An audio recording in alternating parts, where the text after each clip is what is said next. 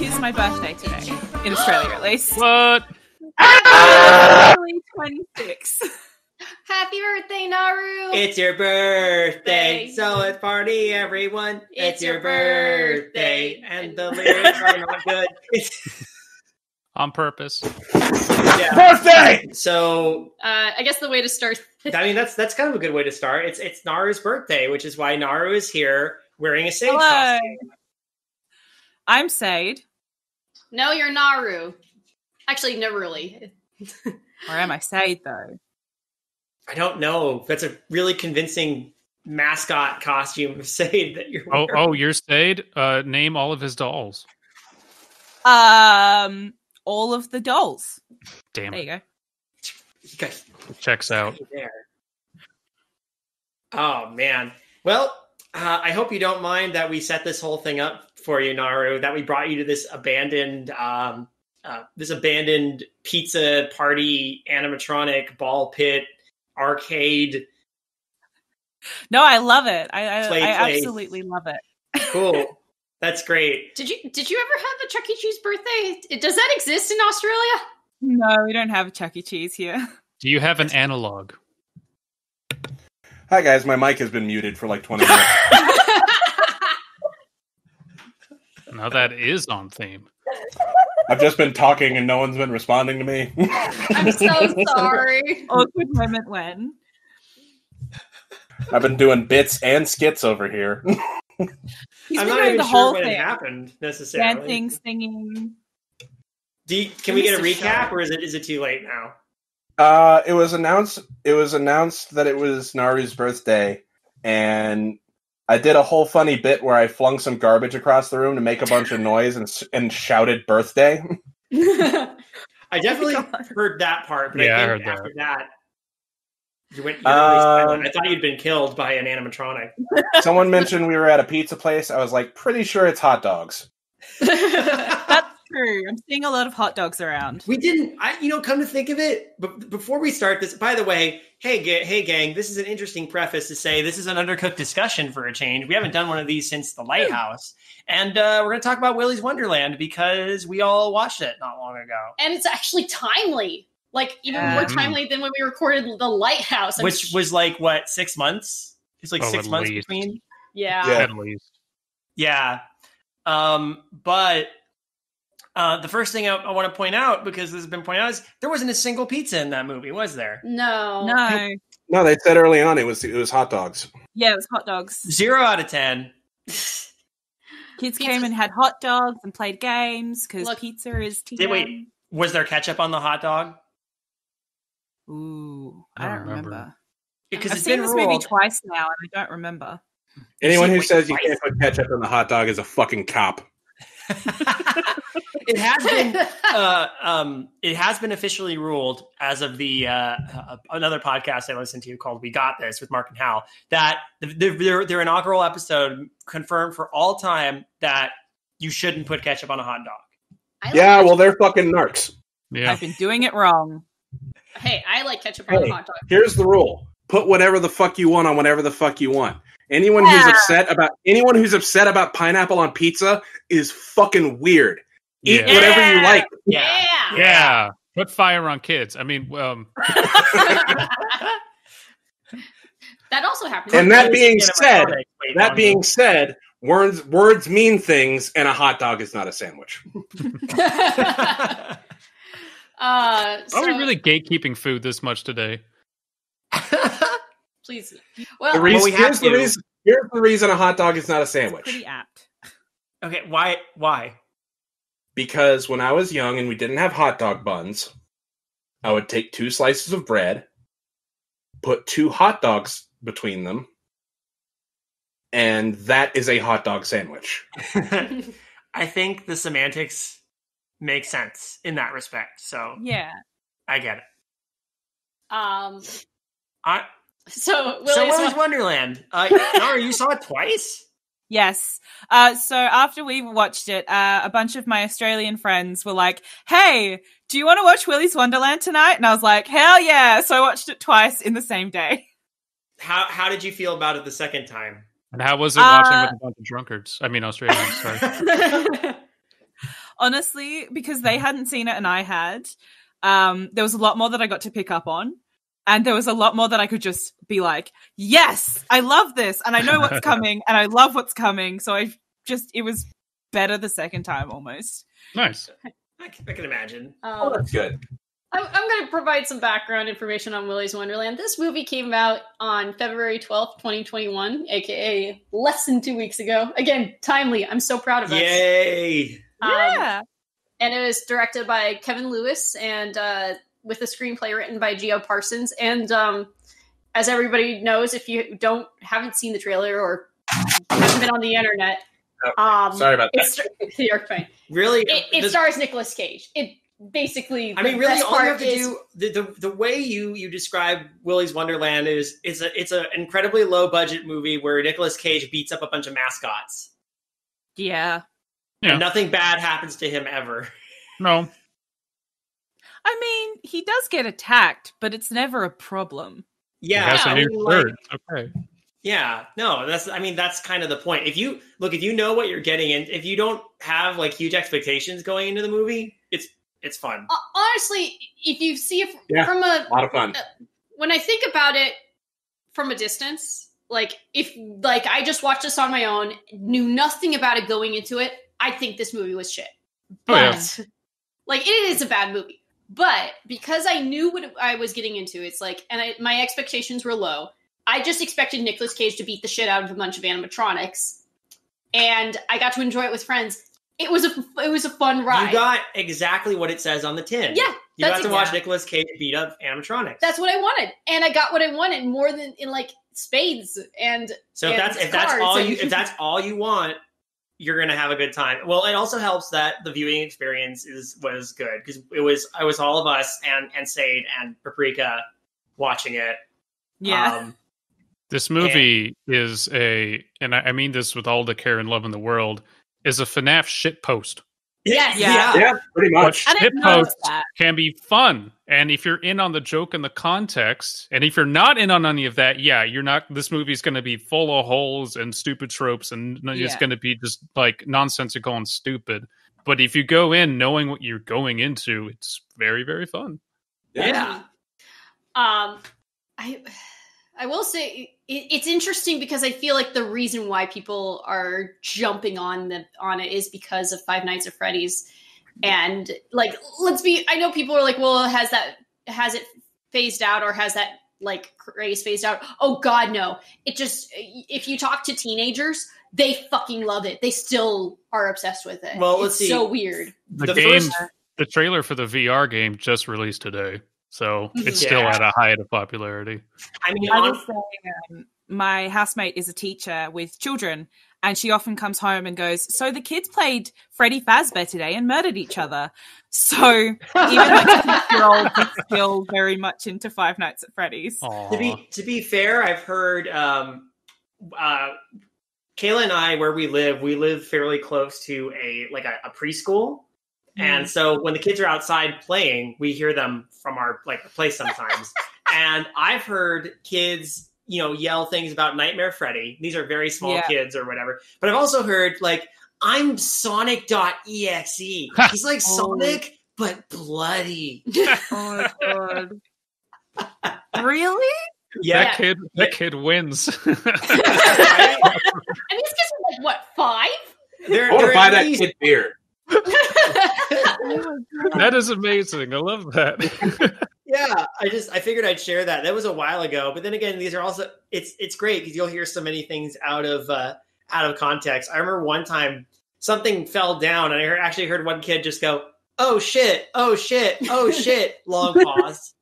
Oh shit! God, I wish I could have been that kid on the playground. I'm Batman. Yeah, well, I'm Superman. Well, fuck you. I'm Sonic EXE. Well, I think it was like that whole thing where it's like some kid was like, "I'm the Joker. I'm the Joker," and they're like, "Well, I'm Sonic.exe.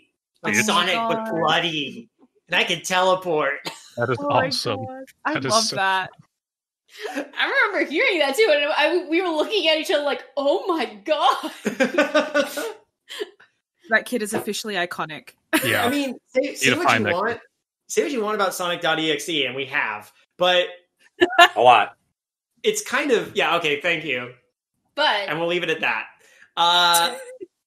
It certainly left it made an impact, especially if a 5-year-old at a preschool, or no, they'd be 4, right? I guess so. How old are preschoolers again? Well, I mean, either way, you know what? Way, yeah. I would have to assume they've got older siblings, surely. Well, okay, that still means that it has staying power. How many creepypastas, even icon pastas, have come and gone, and Sonic EXE is still somewhere in the cultural conscious? Like, wow. Mm-hmm. You're not going to hear them talk about Ben Drowned, that's for sure. Yeah. No. Well, God knows the creators really trying to revive that, but it's not happening. Speaking of which, the creator actually just finished the series, apparently. Oh man, I didn't know there was more. Did anyone look into like the videos he released, to reboot it? I did a little bit, just only because I saw the ending, and I'm like, wait a minute, that's Jittisable. I'll take a look at that, and I just watched the finale with no context. I'm like, okay, a lot of complicated lore shit seems to have happened in this packed Majora's Mask game. So this, like, some of it was just videos of like an image and then text slowly populating on screen. So and that was it. I have a great tangent story to go off on. I used to be friends with someone who worked at a used game store. Okay. And I know this sounds like the beginning of a creepypasta story, but it's sort of adjacent. And he told me after this store isn't open anymore because used game stores aren't really a thing anymore because those are just going away. But he told me he had to start examining like trade-ins extra close because there were people who apparently they're out there that make reproduction carts that reproduce what happens in Sonic.exe, the creepypasta. Oh God. And they were putting the chips of those into game cartridges for the actual Sonic the Hedgehog games. Awesome. And trading them in. Awesome. And I realized that made his job harder, but that's fucking hilarious, and I love it. It is. But anyway. Do you think FNAF will have that same staying power? Like, well, that's the point I was trying to get to, is that FNAF already does. I mean, again, keep in mind, in the same breath as this conversation about Sonic.exe, I heard the little kids talking about Foxy, Freddy, Golden Freddy, Nightmare Bonnie, lots of names for stuff that is basically just all recolors. And I don't know how, like at this point, the lore of that thing is so inscrutable. It was nice when it was just like, a bunch of dead kids on the animatronics. So it's clear, but it's still in the cultural zeitgeist pretty strong. I would say stronger than Sonic.exe, but I don't know. It's even to the point where a friend of mine who plays Dead by Daylight said that there are people lobbying the company to put Springtrap as a killer. Oh, which could work. Like, you could do that. It's interesting because, like, it's amazing that this has the power that it does, because Chuck E. Cheese is now, it's bankrupt right now, right? Yeah, emerged from bankruptcy. Okay. But it's not exactly a popular thing. One of the things that makes it work is because when we were kids, us as in our mid 20s to early 30s, have memories of going to Chuck E. Cheese and seeing these weird animatronics and not working too well and being creepy as hell. And then also people kids from the 80s who went to Showbiz Pizza. Yeah. You had the Rock-afire explosion. Mm-hmm. Yeah. Mm-hmm. That's real? Yeah, that's a real thing. Yeah. That was a real thing. Oh boy. Oh man. Yeah. And but is that a thing that people teenagers now did they do that as kids? So here's the way I see it. This is my thought on the matter. when I was growing up, even though I hadn't seen the movies, you think about all the like movie genre villains that were in like a kid consciousness. Like you get kids who would talk about Freddy Krueger, Jason Voorhees, Michael Myers. But those are movies. Like yeah. But I'm saying that video games hadn't hit that point yet when we were kids. Where there was like that thing. So this is the kind of like horror movie icon that like kids can pick up and like run with, because they're these animal characters, they're animatronic characters, and it's like they're accessible. Like I don't know. Like, they may not have the same context, per se. Like, they don't have the same nostalgia. They might. But not to mention the fact that games have supplanted movies in a very big way, especially for the younger generations. Right. A game is accessible. Five Nights at Freddy's costs $3. That's the price of, like, 7 movie tickets. And we also have funny screaming YouTube man genre to thank for the popularity of that, because funny screaming YouTube man, whoever that is, and by the way, that's a catch-all title, would play Five Nights at Freddy's and do funny scream, and that would catch the attention of their millions of small child followers or young followers, and they pick up on that and run with it. Now, so we have FNAF would have probably. I don't know if FNAF would have done as well as it did without funny screaming YouTube man. Now here's my question with Willy's Wonderland. It's rated R. It's absolutely rated R. I think what they're running on is the whole cult idea, because it is supposed to appeal to our generation. I don't think it's supposed to appeal to the FNAF crowd, because the FNAF crowd are teenagers. They wouldn't be able to technically see this movie unless their like older sibling or parent like allowed them to watch it. Well, I mean, the same could be said too for the Banana Splits movie. Yeah, but Banana Splits 2, I think, is also aiming towards our generation. Yeah, because they're still hooking on to the idea that, well, the nostalgia comes from the fact that it's these janky pizza animatronic band things. Yeah, I don't know. You guys actually had of going to Chuck E. Cheese. Yeah, the Banana Splits, I'm not entirely sure who that's for. It could be for us, but I have no cultural context for the Banana Splits outside of hearing about the reboot. Well, that came out in like the early 70s.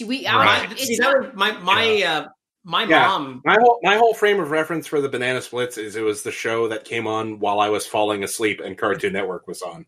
Oh wow! When I was little. Oh, it was actually on. Oh my god! Yeah, Cartoon Network used to play it late at night.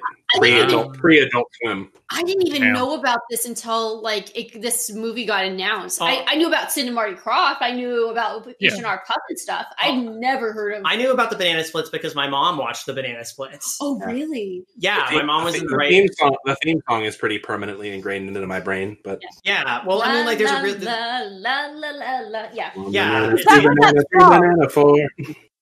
Willy's Wonderland. The Banana Splits. Yeah, that's Willy's Wonderland is absolutely is a satirical take on FNAF, and it is for people who are our age, who are familiar with FNAF and maybe even played the early games, but are a little perplexed, if not turned off, by where the game is now. Yeah. And so it's very much, like I said, it's a shitpost. Yeah. No, and it's I think it's definitely got the that edginess, just that enough edginess that young kids will probably still attach to it. They'll probably still see it. You can never stop them from seeing it. They'll probably still see it and be like, "I'm Willy." Anyone who hears there's a movie that's like FNAF, and any kid who hears there's a movie like FNAF and they are obsessed enough with it, they will find a way to watch this movie. Oh, sure. Yeah. I mean, they will be baffled. But... It's such an inverse of the game. You have your mindless security guard who has agency and just beats the shit out of these animatronics. It's the exact opposite of what the FNAF movie eventually will be. So that is not for fans of FNAF. Oh, no, no, Nicolas Cage's character is fascinating. Like, the only thing we know about him is he's a veteran and drives a nice sports car, because he doesn't. Yeah, and wants to fuck a pinball machine. And he pounds the shit out of like punch pop. soda pop. Yeah. Is it like a Four Loko? It's got to have alcohol in it somewhere. That is an interesting point, though. Like in the actual FNAF movie, there's going to be such like reverence to the original characters, and like that is what makes this different. In you get Nicolas Cage tearing the spine out of these animatronics, and that happening to Freddy will upset any fans of the Five Nights at Freddy franchise. Yeah. And I really think that's the important part of Willy's Wonderland. It knows what it is. It doesn't even bother telling you much backstory until you're halfway through the film, because it's like, you don't need it. You don't need to know these characters.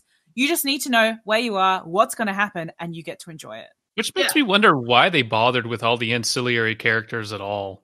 Like that's definitely the weakest part of the movie. I feel like they just needed murder meat. Yeah, I mean, that's kind of where it sits in horror. It's that basic, like, they're all cookie cutter cutouts that you get to watch die, have fun. Yeah. It is like they really are just kill fodder. Yeah. I mean, the film is remarkably self-aware of how bad it is. Like I think that's kind of the point, because like none of these characters who are in there like make any remotely intelligent decisions.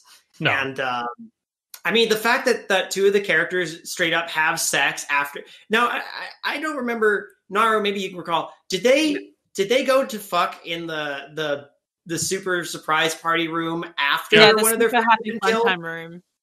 I don't think nobody had been killed yet. I don't think it was on screen, at least. Like, they weren't aware of it. But they know that they've been in this town long enough. I mean, they're ready to burn it down. They know these animatronics come to life. They know they try to attack and kill people. And yet, fuck it. Let's go have sex. The scene itself was very reminiscent of Cabin in the Woods, where the quote-unquote slut character went from being like, I'm intelligent, to being like, I'm really into it because of the pheromones. Like, it was very it knew what it was doing of, she's just horny now. Doesn't matter her opinion, she's horny now. But like in Cabin in the Woods, they do point out because you got I forget his name, but he's like, what the fuck? What? Yeah. Yeah. And Cabin in the Woods is all about playing with and deconstructing all the tropes of that anyway. Absolutely. So whereas this is just like, well, this is a trope, so let's just put it in here and not bother to explain it at all. Yeah. The difference, like, Cabin in the Woods deconstructs the tropes. This just embraces them. Yes. Yeah. But no nudity. No nudity. That is a shame. Yeah, that's weird. I was expecting at least naked robots. I'll be honest, I'm disappointed. Some bullshit. I thought she was going to, like, I knew they were going to have sex. I'm like, okay. And then I'm like, I'm expecting to see some titty. And she's wearing a bra. And I'm like, no woman is wearing a bra while they're having sex. There's bullshit. Bullshit. That's not. We didn't even get to. cute bra. Look, it was really cold in the pizzeria, okay? Or sorry, the hot doggeria. The hot doggeria. Bullshit. Like, I come home and I throw up my bra. Any excuse to take, any woman will know, if there's an excuse to take off your bra, you will take it. Time out. I'm not going to say this is from experience, because I don't want anyone knowing too much about my personal life. But if you're having sex in a place where it's possible you will be walked in on, you do tend to keep some clothes on. But if that's the fear, you're not going to, like, take off everything except the bra. Like, you would just keep on a shirt. Yeah, you, like, again, personal life. But you are right. If you know you're going to be walked in on, you will keep clothes on. But you don't take for most part, you don't take your shirt off. You just leave it on, and it's a quickie, and you're just like, if you think you're going to be walked in on. Cause I will give you that, but maybe, I don't know.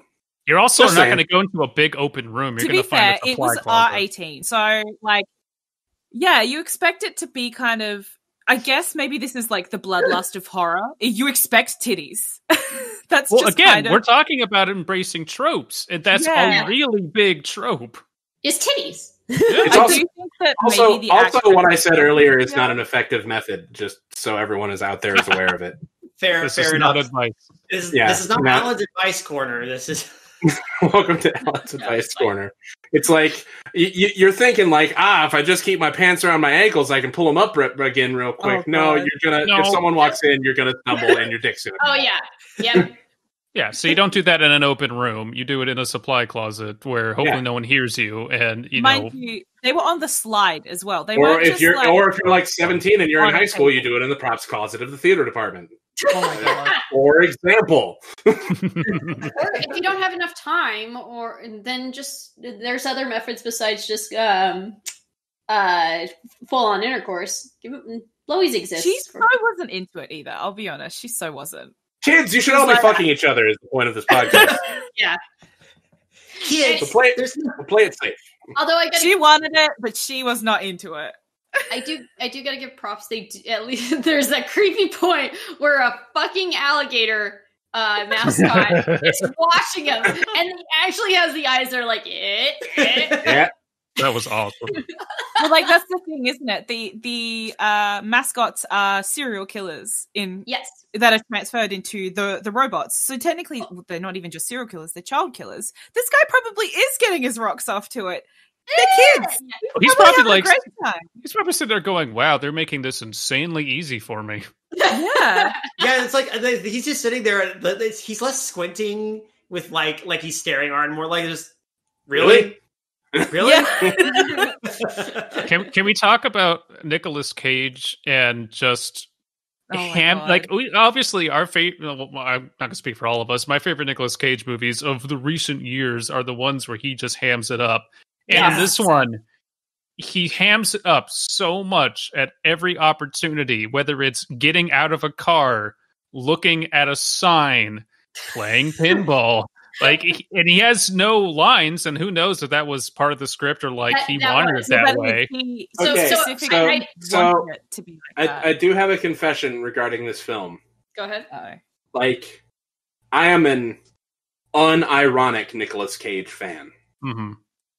I know we're so rare, but someone holy shit. Someone has pointed out there's acting, there's overacting, and then there's what Nicolas Cage does, which can only be described as hyperacting. I unironically love the second Ghost Rider film, if anyone's seen it. I've only seen the first one, but I've seen it, but it's vague.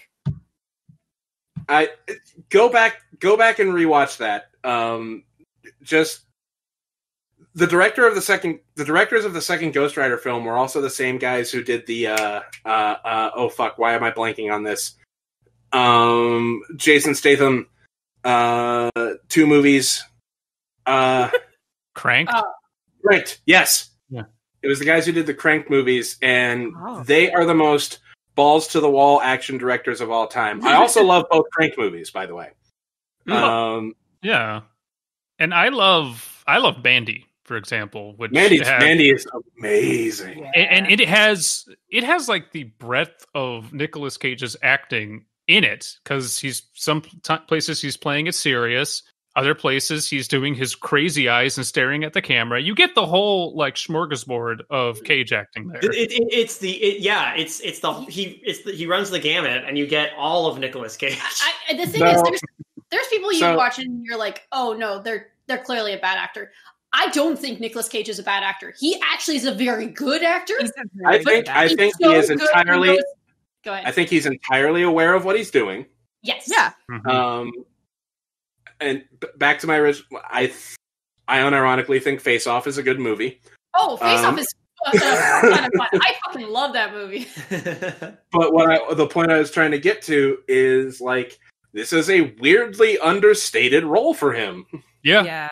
You get what you want, but it's a strange. It is a weird Nicolas Cage role. Oh, actually, that brings up a good point, Naru. When you watched it on your second time, because when I saw it, I remember saying, "Oh, he has one line." He said "fuck" at one point, so he has at least one line. Yeah. Did you hear that the second time around? He actually says "ha," so he makes a noise, but he doesn't actually say a word. Oh. Damn it. Yeah, I don't think he actually says a single word. It doesn't subtitle that as the word fuck, because it is not what he's saying. So he genuinely has no lines in the film. How is R18 again? There's no swearing. There's no sex, or at least no nudity. There's swearing. It's the fact that right. Other people do it. It's the fact that when he beats the shit out of them, it is kind of gory. It's very brutal. It is very brutal. I think it's the violence. It's that weird obscenity thing. It's like, well, he's brutally tearing apart an animatronic. Okay, it's a robot. Who cares? Yeah, but it's reminiscent of gore. Yeah, but it's not.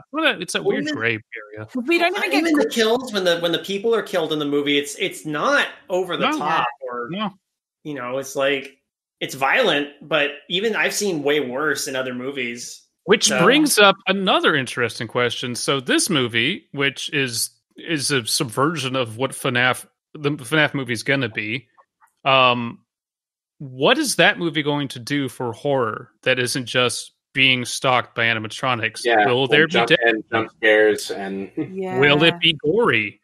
Probably not. Yeah, the games aren't gory, so I don't assume that Scott Cawthon. I'm going to offer my initial prediction that if there is a FNAF movie, it's probably going to be PG-13. Yeah, probably, which is unfortunate. But I will say though, if you want to see pretty gory stuff that has a FNAF film, I've seen clips of the Banana Splits. Oh my god, it gets so fucking gory. I actually do want to watch that now. Yeah, it does. Like, there's some clips, and I'm like, you know what? I might just watch this. There's some horrifying shit that happens, and I'm like, okay, they're not afraid to go there. Next movie night, we need to do stuff, but after that, Banana Splits. Sure, but yeah, I was gonna say I did read the behind the scenes for this film because I was curious, like, how the fuck did this come about? The writer he did write it so with the character in mind to not have any lines, and the reason why is because he thought he was going to do this low budget, and that chances are he was going to have to be he wouldn't be able to get as many actors, and he was going to have to play the main character. And he says, I can't act for shit, and he's like, if I got rid of him, this character, not to speak at all. Oh, so he did a reverse Kevin Smith. Yeah, he didn't want to speak at all, so he took out any lines that this character would say. But he posted on a forum, and here's a friend of his said, do you mind if I pass this on to Nicolas Cage? I think he'd really dig this. He's like, well, yeah, sure. And Nicolas Cage, of course, reads it and says, I fucking love this. Let's do it. And I'm sorry. If I was a screenwriter and someone said, do you mind if I pass this along to my good friend Nicolas Cage? I think he'd like this.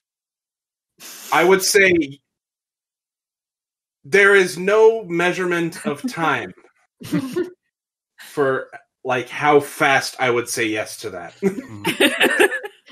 Yes, absolutely yes. Yes, show him now. Now there's something about the mascots that kept I was like, there's something off about these mascots, and it didn't get pointed out until I read this, or I didn't figure it out until I read this. All the mascots are reptilian or amphibian. Almost all of them are in that sort of way, and that's because Nicolas Cage loves that shit. That's why there's an alligator. There's a gecko or chameleon. The chameleon. Yeah.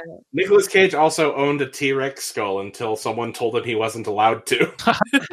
I mean, there was also the two humans. I guess you would say that Siren Sarah was a human, as well as Nighty Night. And also the gorilla whose name always escapes me. Gorilla Gus.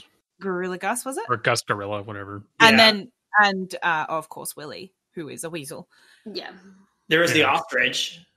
I think the ostrich. Basically, probably the best looking, quote unquote, animatronic. Well, that's the one that was actually like a puppet. Yeah. Mm-hmm. Yeah. See, okay, I will say, I think the one thing that this movie, I realized that they had to get it, these fairly complicated costumes with these characters. But I wish that the characters actually moved like those janky animatronics that you'd see at a Chuck E. Cheese. You look at them and you just see people in costumes kind of swaying on stage. They move too organically. That's the whole point about it. So, you know, in the thing they have to get right in a FNAF movie is to make them move like crappy animatronics. So yeah, no one in Willy's Wonderland or none of the animatronics are really Uncanny Valley at all. No. I think that's kind of why. Go ahead, Naru. I was gonna say, I think that's why Ozzy the Ostrich was more of like a better animatronic to look at, because it was puppeteered, so it was sort of like you got the idea that, oh, you know, of course his neck is wiggly. Yeah, you got a little of that with Willy too, but those are the only two, I think. Yeah, but like the one that like sticks out is Siren Sarah, because it's literally just a person wearing a mascot head. Yeah, that's clearly a person, like bare arms and everything. Yeah, which you know, again, it's a shit post. So do I care? No, not really. No, it doesn't take away from the film. No, it's just sort of like leaves things to be desired if they wanted to go further. Yeah. This whole film was clearly created on a shoestring budget. Like I joked with Kayla earlier. Most of the budget was probably to get Nicolas Cage there. Although, wasn't he a producer? Yes. Okay, but most of the budget was. I feel like the majority of the budget was that.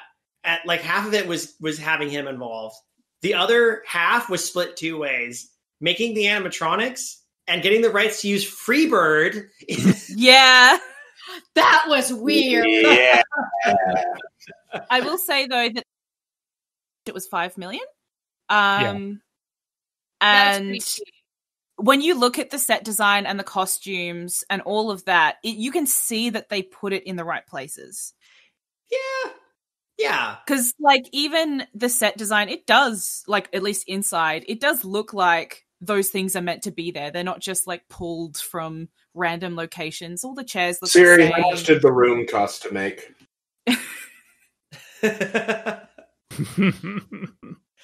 I really do hope that if for the FNAF film, they do film it in a like Chuck E. Cheese or like an abandoned type of Chuck E. Cheese. $6 million. All right.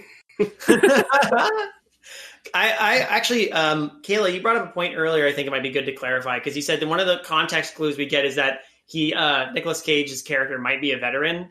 Yeah, you want to? He has dog tags. It's like one of the first things you see dog tags swinging from his mirror in his car, and you're like, oh, he's a veteran, and that helps kind of explain why he's so good at beating the shit out of people. That actually might even explain why he's so he follows a strict schedule, why he's so intent on keeping everything clean. If he really was in the military, that is something that would stick in your brain. So, he is in the end credits credited only as the janitor. Yeah. So actually there was something that was added to the script that was taken away. That would have explained something, but they realized, let's keep it as ambiguous as possible. There is going to be a point when he gets into his car after this whole night was done, that he would open up a book and it would be a list of all these like haunted, creepy places that would be scratched off. Oh. And then it would say Willy's Wonderland. Just Nicolas Cage. Yeah. Nah, I'm cool. I'm cool with that not being in there. No, I am too. It would have been interesting, but it's like I do like the fact that we don't know. I will say that like I've seen a lot of theories about who he actually is, and one person pointed out very aptly, I'd say, that the pout that he does is actually a symptom of PTSD. People with PTSD do often do certain facial like expressions, and the pout that he was doing resembled that. Mm-hmm. And so, like, it kind of feeds into he is probably a veteran. He's probably gone to war at some point, or, you know, had some PTSD-riddled past. Well, and in more extreme cases of trauma like that, some people do, like, shut down, or they go mute, or other stuff. So, totally believable. Or they fuck pinball machines. Or they fuck pinball machines. I think that was something he learned in basic training. Yeah. Honestly, some of my favorite stuff in the movie was what, weirdly enough, in hindsight, was him just having a blast at that pinball machine. Oh yeah. It's completely covered in dust and everything, and he's so like, oh, this sexy thing. Yeah. And he's painstakingly like wipes it down, cleans it up, and then every time he takes a break, he plays it, and he's just. When I said earlier that this is like the least Nicolas Cage role because it's very understated, the final scene of him playing pinball is 100% the most Nicolas Cage thing that happens in this movie. Yeah. He's an absolute technophile. He has this really nice car that, he spends ass loads of time on, and then he sees a pinball machine and goes, could clean you up, couldn't I? I have seen, though, that Nicolas Cage knows exactly who the main character is. Like, they have a backstory, they have a whole thing, he knows who it is, and he refuses to tell anyone. Good. As it should be. Honestly, it's better that we don't know. I like the fact that this is just some random guy. I mean, having that makes it. Honestly, having the dog tag to confirm that he's a veteran. In hindsight, it is a little sad that he had to blow up the pinball machine. Yeah. He loved that thing. Wait, he didn't blow it up, but it got blown up. Yeah. Oh, that's right. But, well, then again, that was because the Siren Sarah decided to blow herself up, apparently. They should have had a post-credit scene of him and the surviving main character, whose name, of course, I don't remember, like dragging the pinball machine into like the back of the car or something. Oh, that'd be fucking hilarious. They're somewhere else, and they just wheel the pinball machine out of the car. Actually, it would have been better, like when she's hopping in, and you look, and the pinball machine is just already in the back of the car. Yes, It is so weird that we have this character that purposefully has no backstory, which is, as much as a satirical take this movie is, very evocative of Five Nights 1, where you don't know anything about the character because it doesn't matter. It's not important. It's where you are and what's happening that's important. And now we're like, I don't know if anyone's watched the latest trailer for the new video game. It's just so deep into lore, and like, good Lord, I don't care. None of this makes any sense or matters. And again, it's what I appreciate. It's like, oh, here's the backstory. Not that you needed it. There were some serial killers. They killed people, and then when they were found out, they did a suicide pact that also was a ritual to keep their souls bound to the animatronics. That's all you need. Which even that almost feels like too much, because the movie kind of stops at some point so we can get an exposition dump. And I was like, I don't care. Big deal. The funny part is Nicolas Cage doesn't even care either. Yeah. No, he just doesn't care. He just wants Taking that into account, my new favorite thing about this film is that I didn't have to watch a MatPat video afterwards to know what the fuck. Honestly, I have seen I've seen the theory that Nicolas Cage's character is the devil who's coming to collect on the souls that were promised to him, and that went into Ghost Rider. The animatronics. Oh my god, he's actually Ghost Rider. Ghost Rider. This is actually Ghost Rider 3. That's my new headcanon. They're not going to let me do Ghost Rider 3. I guess I'll just have to do it in a different movie. I'll make it on my own. Nicolas Cage in this movie is also Johnny Blaze. Man. Honestly, yeah, that's kind of the best part. You can theorize anything. He could be Ghost Rider at this point. He was taking the night off. He didn't have to go ghost. Look, in all honesty, okay, with FNAF, I genuinely thought the first FNAF game on its own is pretty good. I like the fact it's a very simple game. It is still a jump scare game. It's a simple game, simple premise, but there is a little bit of backstory here and there if you take the time to look at it. And if that was a game on its own, that'd be great. That'd be fine. You didn't need more than that. You didn't need more than dead kids.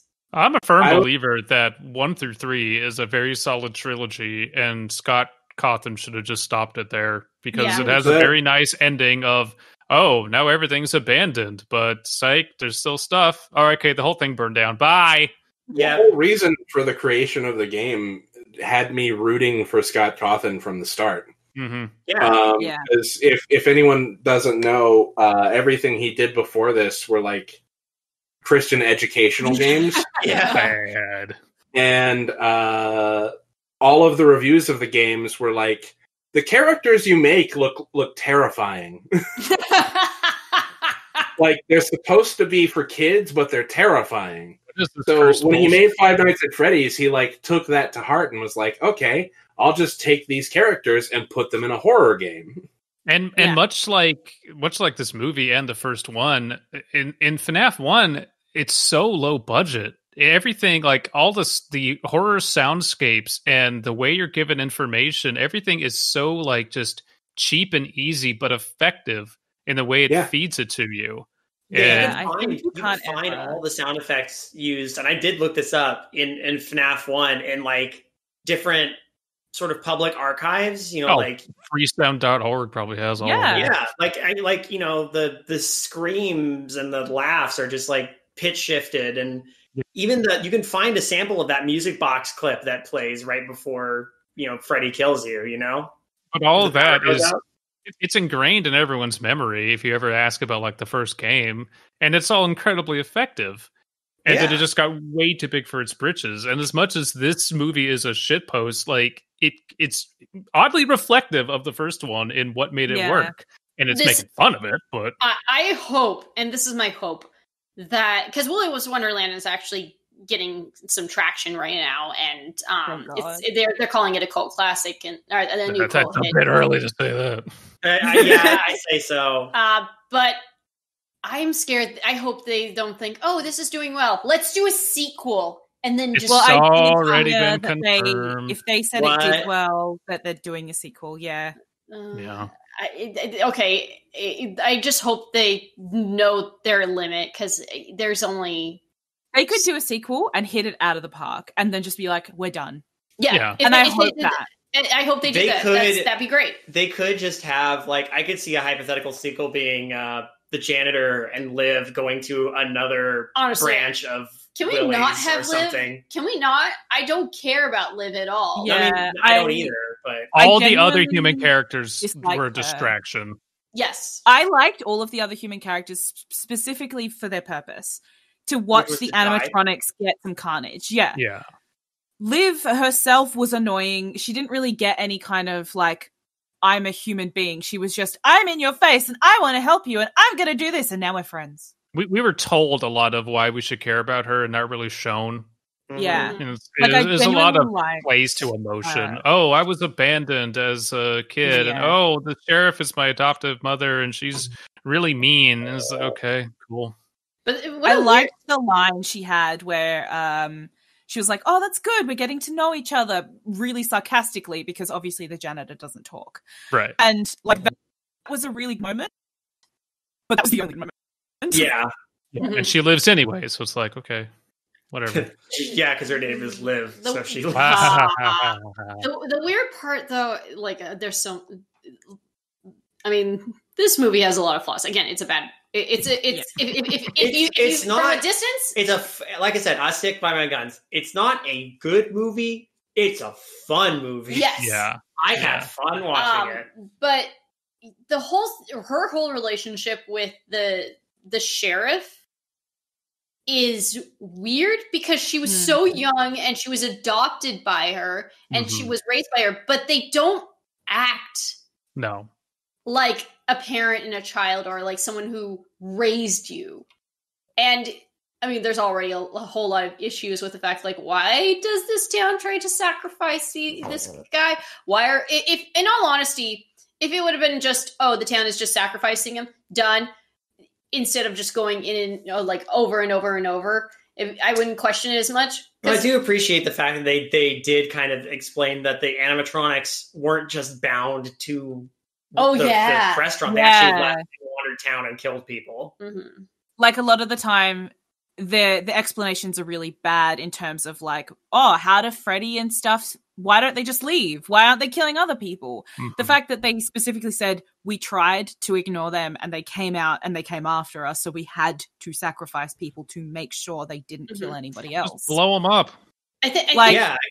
Just blow. Yeah, why the kids have the right idea. Just burn the fucking restaurant down. Burn the place down. And that's the problem. Like you make up, if you're FNAF has this problem too, but like it's a video game and you're playing through levels, so you ignore it to a certain degree. In a movie, the second you bring that up, it's like, well, then just burn it down. Yeah, why haven't you done that before? So I do feel like. And I don't know what the script was, but a lot of it just feels so tacked on just so they could pad it out to 88 minutes. It's not even feature length. It's 88 minutes. So, I personally assumed that they couldn't kill them specifically because like maybe they had assumed because they sacrificed themselves to the devil or whatever they did, their cult ritual, that like, I guess because they're small town hicks, they maybe assumed they couldn't kill them. Like that's where They didn't even try. Yeah, exactly. There wasn't any before asking questions. Who cares? Yeah. There wasn't any like justification of why they didn't see, at least with okay. I'll give Five Nights at Freddy's this. At least for the first one. So the restaurant itself is still working. The restaurant is still in progress. Yeah. And there's still animatronics during the day. It's only at night when they get dangerous. Yeah. And it's up to you to keep an eye on them during the night to make sure they don't do any terrible shit. So they're confined to that restaurant. Mm-hmm. So it explains, that makes sense why you don't, it's like why they can't really burn the place down, because technically they're still running business. They're still like, they're still making money. It's a shit rundown kind of place, but it's still making money. And this one, it's literally abandoned. There's nothing there. Yeah. Someone owns it, but they bought it like way after the fact or whatever. Like, Tex McAdoo bought it after it had already been shut down. I'm fairly sure before all the killings, because he did reopen it, and then people started dying again, so they shut it down again. And he's just like, well, I better just let it kill more people. I don't know. Better sacrifice more people to the devil. Because until I figure out what to do with this place. Oh, I guess he benefits by getting lots of people's cars to reset. Yeah, they show that he kind of selfishly benefits from just having their things. True. That would be kind of interesting if like there was something more beneficial than just, oh, please don't kill our people. Like maybe the townspeople get something out of it by sacrificing. Speaking of which, what town? Bullshit, Indiana. I don't know where this place is. But and I get it, like, okay, it's a small town and we don't need to see the town, but we don't see a town. We see this very small cast of characters, a sheriff's office, which is a trailer, and like that's it. So we don't even get a sense of like there's a community and they're all banding together to keep this secret, and it's all their like private shame. And that's why like this whole subplot just feels so tacked on and underdeveloped because we have to get a movie to close to feature length. Yeah. I will say that because it's so small, it also feels like it's very it's almost like because the janitor's not talking, you kind of assume that role of like, oh, I only saw 3 people, but I guess I'm here now, you know? Yeah. Like in that situation, you don't see the whole town. And you don't know all these people banding together. You just clean and kill fucking animatronics. That's all you do. In all honesty, it should have been smaller. It should have been just X guy was evil. He's getting something beneficial out of sacrificing these people, whatever it is from these animatronics. Who knows? And that's it. It shouldn't have to include a fucking small town that knows about the secret. It should just be this one guy who knows. I reminds me of. Sorry, go ahead. Oh, I was going to say, I remember we were quite upset when the sheriff came in and was like, how dare you anger Willie, even though he had just kind of like killed half of the... Yeah, it was taking away the problem. And she was still like... Go away. And you didn't even have to threaten him with a gun. He took out the trash and he was just going to go back in there. Yeah. It reminds me a lot of like Tremors, which... It is about a small town, and they are really spread out, but you still get this nice, intimate sense of a community through like very, very limited amount of set pieces. And this had an even like smaller one than that, so it can be done. It just was not, like there was no thought put into it. No. I do feel like maybe that was because they had that plot, that really good... they had the Nicolas Cage, they had the destroying the animatronics, but they needed something to flesh it out to make it feature length. Well, not feature length, but long enough to be a movie. Mm-hmm. Yeah. Which, and again, whatever. Mm-hmm. It's a small part of the movie, and the movie does kind of pause for it, but like overall, there's a lot of time of just Nicolas Cage taking a stick and beating the shit out of an animatronic. Again, I came into the only thing I expected out of this movie, because I had a funny feeling it would be a bad movie anyway. I just wanted to see Nicolas Cage beat the shit out of animatronics, and it's exactly what I got. Plus, being fucking weird, which is also what I got. Yeah. So I think that sums a lot of it up. I think we covered our bases pretty well on this one, and I would say watch it with a bunch of people, watch it with a bunch of friends that want to do this. Because if you watch it on your, I don't know. You could watch it on your own and get drunk and all, but like if you watch it on your own, look at the cinematography and the lighting, because legitimately the lighting is beautiful.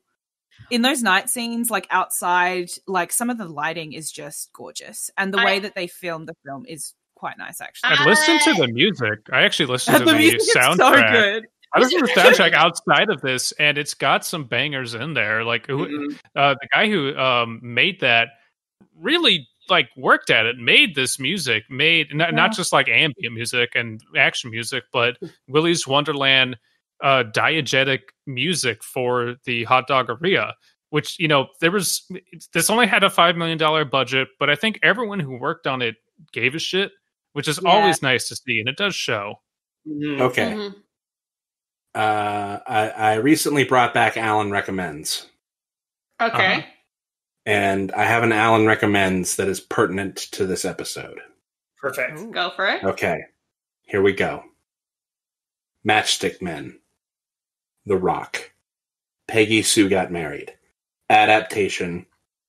Wild at Heart. Leaving Las Vegas. Bad Lieutenant, Port of Call, New Orleans. Mandy. Color Out of Space. Face Off. Raising Arizona. Lord of War. Vampire's Kiss. Ghost Rider Spirit of Vengeance. God, yes. Both national treasures. Okay, I need to talk about Valley Girl for a second. Is anyone here familiar with the film Valley Girl? Oh my god, I've seen that movie multiple times. I used to own it. Weirdly enough, Gigi Daly was in it, and you can see her boobs. My favorite thing about Valley Girl is that Nicolas Cage plays like the male love interest, and everyone keeps talking about him like he's this huge hunk, and he's still fucking Nicolas Cage. But all of those movies, some of them ironic, most of them not, are really fucking good movies. And they're good because Nicolas Cage is great. Lord of War is a legitimately good movie. I don't care what anyone says. I forget when I first saw it, but like I was the only one in the group that liked it, and I would go back and rewatch it now and then. I legitimately like that movie. But if you want some irony, also fucking I'm sorry, I can't help. What's that, Alan? What? The Wicker Man. Yeah. Oh, that movie's fucking amazing. It is incredibly bad. It is bad on a level that you have to see. It's a reboot that never needed to happen, but it did. So we're here. Whatever. If I can double down on a few of these, Mandy, yes, 100%. Yeah. Color Out of Space, 100%. Yeah, we all watched Color Out of Space. I'm surprised we didn't have a discussion about that one. We were talking about it, but we were considering it, but it never happened. So yeah, Adaptation and Leaving Las Vegas, 100%. Oh, I've heard that movie is fucking amazing. I haven't seen it yet. I will also say it's not a good film, but Mum and Dad. It's Nicolas Cage just on 100% the whole time. I might need to watch that now. Also, I think we need to collectively decide right now. I don't know if the movie ever even came out yet or if it's going to come out. We need to watch the Kickboxing Alien movie. Wait, what?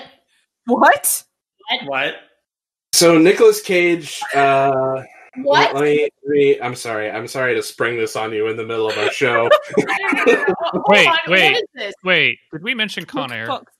Oh fuck, Con Air is so good. Yes, Con Air is amazing. Con Air has some fucking bullshit in it, but it's great. Yeah. So Nicolas Cage has a movie coming out, or it may have come out, called Jiu-Jitsu, which is about like every some odd years aliens come down and challenge one of our humans to a martial arts fight.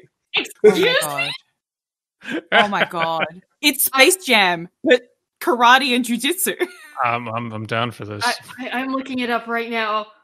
It's got a budget of 25 million. This is going to be awful. Oh, it was released. It was released November 12th, 2020. How did I not hear about this? I know. Well, yeah, wait, it was released? It came out. But here's the thing: its box office was only 72,000, and it had a budget. Fine, I'm still going to absolutely watch the living shit out of it. Oh, it has a 2.9 out of 10. You know what? I bet it's still awesome. It also came out like right when the election was happening, so this got so overshadowed. Tony Jaa is in it? Oh yeah. I'm watching this film possibly as soon as we stop recording. If I can find it, you can watch it on Hulu for $4.99. Well, you can watch not Hulu. You can watch on Hulu. You can watch on YouTube for $4.99. I've spent $5 on dumber shit. I spent $20 on Willy's Wonderland. I didn't spend money on. By the way, one second. Fuck you, Amazon. No, I will say that Willy's Wonderland is only released in the US right now. Really? So when we tried to buy it in Australia, it said it wasn't available because we didn't have a US account. So we had to pirate it to watch it again. NordVPN. Even then, because like his account was paying in AUD, his bank account registered as an Australian account, and they wouldn't let it. Why do you hate money? So please support Willy's Wonderland with $20. Oh my god, because nobody else can. That is a lot of money, though. So it is a lot of money, but you know what? Willy's Watch it Wonderland. with a bunch of people. I don't think it needs to, because apparently it did well enough that they want to do a sequel. So. Yeah. Well, I think that's a very speculative thing. Like, did they say they're interested? Will it happen? We'll see. But it's already been floated as an idea. Yeah. Anyway, the point I was trying to make is there are some really good Nicolas Cage movies out there. Oh yeah. Oh, absolutely. Go see Face Off. I still think Face Off is a legitimately good movie. Face Off is so fucking good, you guys. You know, fun fact, when Kayla and I got... It's insane.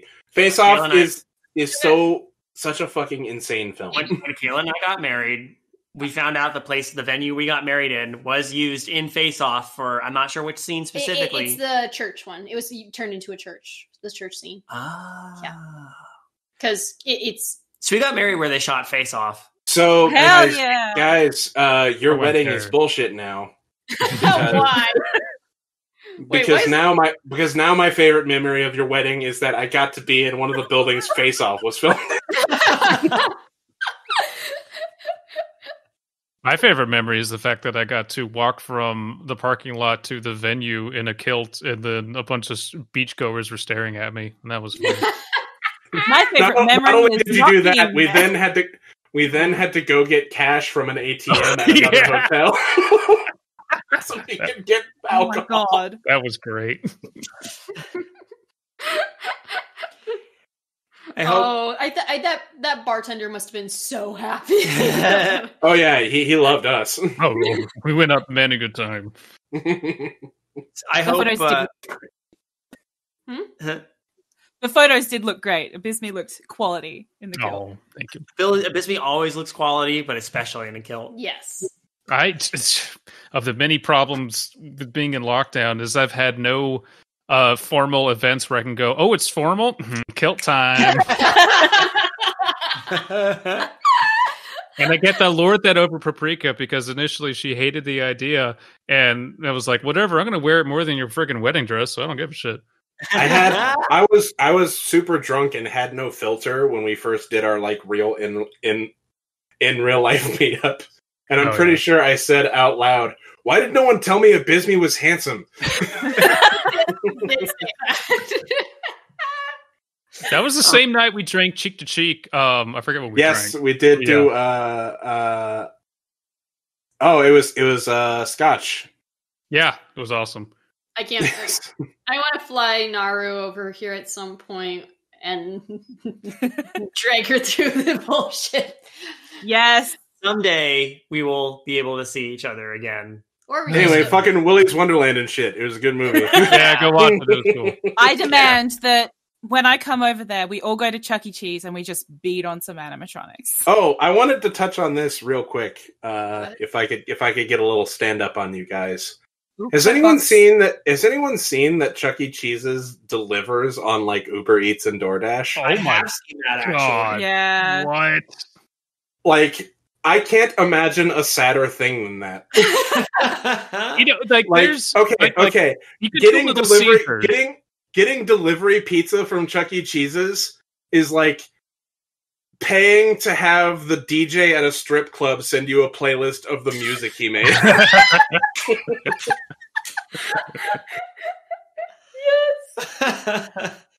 Holy shit. Well, I'll tell you one thing that Charles Entertainment Cheese is known for, and it's not its pizza. No. It's absolutely not. No. I can't even fucking remember. I remember the pizza just being meh. I have a young nephew, so pre-pandemic, I did get to enjoy the cuisine of Charles Entertainment Cheese, and not great. Honestly, I don't care if it's good. I need to go there. Just experience it. See, the other half of that story is that it was not great, but also I got to play whack-a-mole and like all that other shit, and that was 100% amazing. Hell yeah! I grew up 5 minutes from a Chuck E. Cheese. It's still there. Oh my God! I mean, who knows if it's even fucking actually operating right now? It says it's open. Who knows? But it's also right next to a laser tag joint. That the minute I was old enough for laser tag, we just did that. Whenever we had birthday parties at the laser tag place, we would have pizza, not from the Chuck E. Cheese, just steps away, but literally anywhere else because nobody wanted that. I do think that they're currently operating as ghost kitchens to keep the business afloat. Probably, from what I know. Remember those commercials that came out? Like, we are prepared for the pandemic. I was at Chuck E. Cheese. They're reopening and saying, "Oh, we'll keep it clean for the pandemic." I'm like, Chuck E. Cheese. Please tell me that Chuck E. Cheese has a mask on, like him and his friends are all wearing masks. I haven't been there in ages, so I wouldn't know. But I'm surprised. So many people I know are like, yeah, we're married and we're in a relationship, but we're not going to have kids. And I'm like, I don't know. And a big part of that is, like I had a really cool dad and I want to know what it's like to be a dad. But another part of that is about the same size is I kind of want to go back to Chuck E. Cheese. Alan, I promise you will come back to Chuck E. Cheese anytime I'm in America. I will hire the entire Chuck E. Cheese. Good. So so that's our excuse. We have to take Nara to Chuck E. Cheese. I want to make a child and bring it into this world. So I have an excuse to go to Chuck E. Cheese. Just walk in, drop the kid at the door, and just go immediately beeline for the arcade games. What happens when the kid gets too old for Chuck E. Cheese? Do you just make another one? Hey, little Jimmy or whatever I named you. Jimmy. If you aren't good at skee ball, I'm putting you up for adoption. Dad, I don't want to go to Chuck E. Cheese. I just want to play baseball. Shut up. You're going to get good at skee ball. You're going to be national skee ball champion. Now go stand next to Munch and let me get a picture. Oh no, I was a kid that cried if I got anywhere near those motherfuckers. They never freaked me out, but I was also like, since we're on the topic, like I viewed them and just kind of like went, well, that's weird. I'm gonna go ride the motorcycle video game now because fuck this. Yeah, no one. Are they kind of like the animatronic bears at Disney World or Disneyland? Like even like less so, but yes. The animatronic bears have actual like fluid movements and a range of motion. These are like, it's like watching someone like move a mannequin around on a gimbal. I'll send you a video. I need to go to Chuck E. Cheese. And depending on where you go, if sometimes they're not playing the pre-recorded music loud enough, so you just hear the servos moving over the music. If it's cheap enough, like it's a terrible idea. It's stupidly expensive. Oh yeah, I love it. Hey, my wife in this scenario. Oh my god. I know we were, talking about a lot of stuff, but like Jimmy just turned 12 and we've got so many tokens. So maybe try for another? I have a trash bag full of tickets that I have to spend on something. All right. I know you want them out of the living room, but I can't burn them. We need to finish this, to close this up. Like, at least we've been here for a while. All right. No, but this is a good sign. Like, honestly, this is normally the part where I do the preamble about, hey, if you like what you hear here, send us a story, or else we're just going to keep talking about movies. Yeah. Mm-hmm. Mm-hmm. You can email us. This episode is a warning to you all as to what will happen if you don't keep sending. So you're threatening the audience. Oh no! You know what's going to happen though? It's like if people like this episode, they'd be like, "Don't send them anything. Force them to keep talking about shitty movies that involve." Every movie has to be Nicolas Cage, though. And welcome to Undercooked Analysis. We talk exclusively about Nicolas Cage films. Undercooked No Analysis. longer does it have to be horror adjacent. It just join us next time when we review Jujitsu. Oh, I'm probably going to watch that right now. I'm with Alan on this. No, that's actually definitely about to happen. Yeah. All right. Well, that being said, if you want to send us a story for us to read and critique, you can email us at midnightmarinara@gmail.com. Patrons get top priority for the stories when they get sent in, but right now we definitely could use them from anybody. We have a fair backlog, but every so often it gets a little thin. So we're like, hey, now is a good time for you to send a story for us to talk about on the show if you like. Also, if you're here and you like what you hear, you can check out the other shows on the Creative Horror Network, stuff like Trick or Track and Midnight Marinara and Darkly Lit and The Witching Hour, just to name a few. Anything else anybody want to talk about? Plug? No, I'm good. Okay. All right. I did Alan recommend already. We already did Alan recommends, so I think we're all set there. Yeah. Happy birthday, Naru. Happy birthday, Naru. Happy birthday. It's You know, those birthday animatronics are time. getting pretty close, guys. I don't know. Time to leave.